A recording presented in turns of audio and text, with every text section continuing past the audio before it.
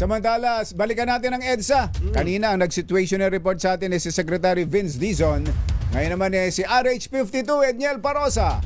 Kami, Edniel!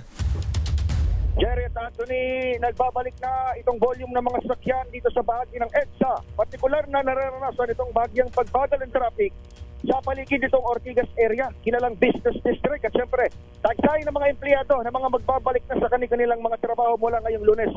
Dinaybay natin itong southbound, nakita natin nagkakaroon ng bottleneck o karaniwang bahagyang bottleneck lamang ito doon sa mga karaniwang choke point tulad ng itong Santolan flyover, tapat ng Campo Crame. Dito sa may Ortigas flyover, yung mga paliko dyan sa may Pasig area.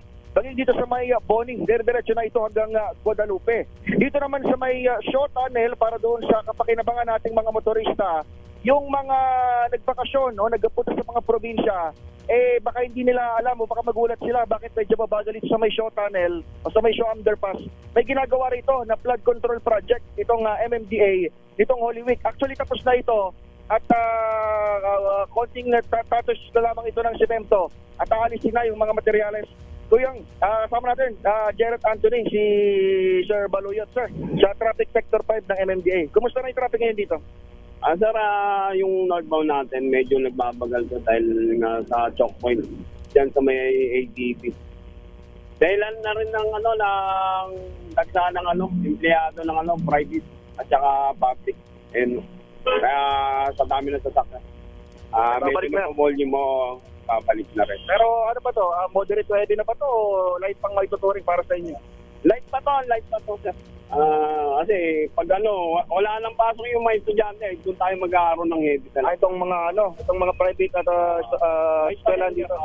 Wala nang pasok. Wala na kasing pasok. Kahapon po yung may dito maraming pasahero dito sa may EDSA busway. Pero ang dahilan pala nun dahil walang MRT. Ngayon mayroon na MRT kaya medyo normal na rin yung volume ng mga pasahero dito.